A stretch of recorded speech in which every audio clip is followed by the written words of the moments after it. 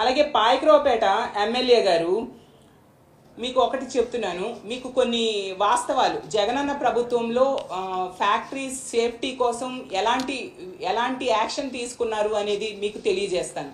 First నుంచి తీసుకుంటే ఇప్పుడే చెప్పినట్టుగా ఈ రాష్ట్ర చరిత్రలో ఏ ముఖ్యమంత్రి ఇవ్వనట్టుగా ₹1,00,00,000 ఇవ్వడమే కాకుండా ఆ సంఘటనని ఎంతో మానవత్వంతో వాళ్ళకి ఆదుకోవడానికి జగనన్న ఎంతగానో ప్రయత్నించి కేవలం 6 గంటల్లోనే ముఖ్యమంత్రి వచ్చేసారంటే ఎంతగా వాళ్ళని ఆదుకోవడానికి జగనన్న తాపత్రయపడ్డారో మనం అర్థం చేసుకోవచ్చు.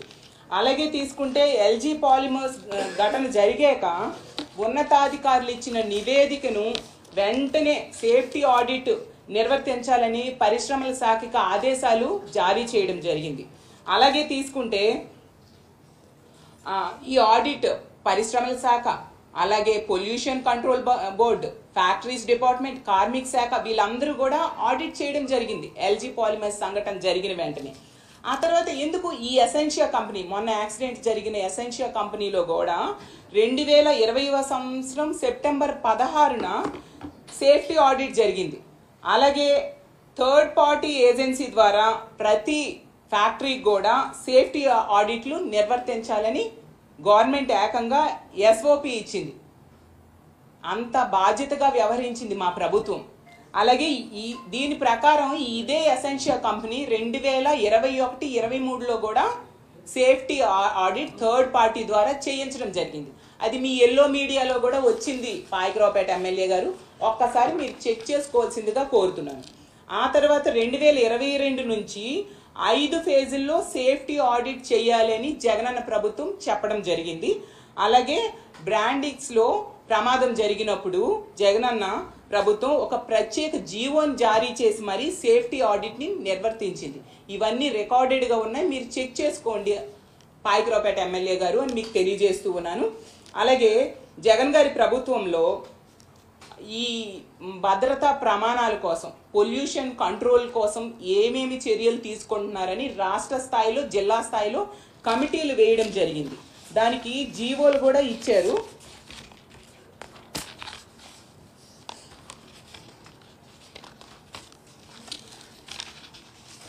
జీవోలు కూడా ఇవ్వడం జరిగింది. అందులో రాష్ట్ర స్థాయి కమిటీలో AP pollution control board member secretary, అలాగే director of factories, commissioner of labour, పరిశ్రమల శాఖ కమిషనరు వీళ్ళందరూ కూడా సభ్యులుగా ఉండడం జరిగింది. అలాగే జిల్లా స్థాయి కమిటీల్లో జిల్లా కలెక్టరు, పరిశ్రమల శాఖ GM, factories deputy chief inspector, labour deputy commissioner, APPCB అంటే Andhra Pradesh pollution control board regional అధికారులు సభ్యులుగా ఉన్నారు. అంటే రాష్ట్ర స్థాయిలో, జిల్లా స్థాయిలో కమిటీలు ఏర్పాటు చేయడం జరిగింది.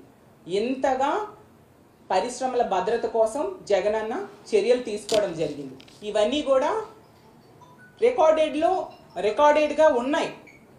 అలాగే తీసుకుంటే ఆ జీవో ఇచ్చి వదిలేయలేదు జగనన్న, సమీక్ష చేయడమే కాకుండా తనిఖీలు నిర్వర్తించి 5 ఫేజుల్లో ఇవన్నీ అమలయ్యేట్టుగా చర్యలు తీసుకోవడం జరిగింది.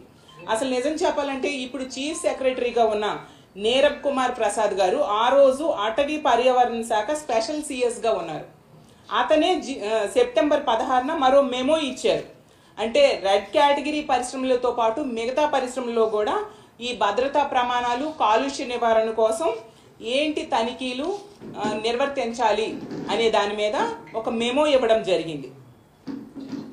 3 నెలల్లో ఆ తనిఖీలు నిర్వర్తించి నివేదికలు అందజేయాలని చెప్పి ఇదే నీరబ్ కుమార్ ప్రసాద్ గారు ఇచ్చిన జీవోలో ఉంది.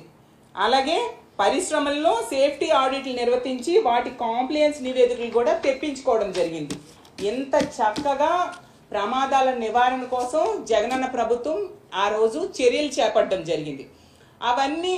ఇవన్నీ మీరు తెలుసుకోవాలంటే ఈ నీరబ్ కుమార్ ప్రసాద్ గారు ఇప్పుడు చీఫ్ సెక్రటరీగా ఉన్నారు. అతన్ని అడిగి తెలుసుకోండి, అతను ఆ రోజు అక్కడ వర్క్ చేశారు, అతన్ని అడిగి తెలుసుకోండి.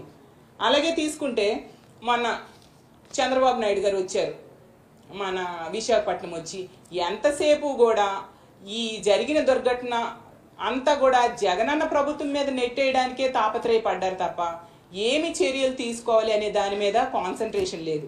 అసలు చంద్రబాబు నాయుడు గారి అతను ముఖ్యమంత్రిగా 14 ఏళ్ళు గతంలో చేశారు. ఇలాంటి సంఘటనలు జరగలేదా? ఎందుకు? పరవాడ ఫార్మాసిటీలోనే 24 యాక్సిడెంట్స్ జరిగితే 21 మంది చనిపోయారు 2014 నుంచి 19 మధ్య. 69 మంది గాయాలయ్యాయి. ఇంకా రాష్ట్ర వ్యాప్తంగా తీసుకుంటే లెక్కలేనని. ఇన్ని జరిగి ఈ ఒక సంఘటన జరిగింది, అది గత ప్రభుత్వం మీద నెట్టేయడానికి మీరు ప్రయత్నించడం ఏంటో అర్థం కావట్లేదు. అలాగే పాయకరావుపేట ఎమ్మెల్యే గారికి ఇంకో సూచన, మీరు ఎంతసేపు మా జగనన్న మీద, మా జగనన్న ప్రభుత్వం మీద కామెంట్స్ చేయడము, విమర్శలు చేయడము మానేసి అసలు మీ బాధ్యతని సక్రమంగా నిర్వర్తించడానికి ప్రయత్నిస్తే బాగుంటుందని తెలియజేస్తూ ఉన్నాను. ఇప్పుడు ముచ్చిమర్రి సంఘటన అయ్యింది.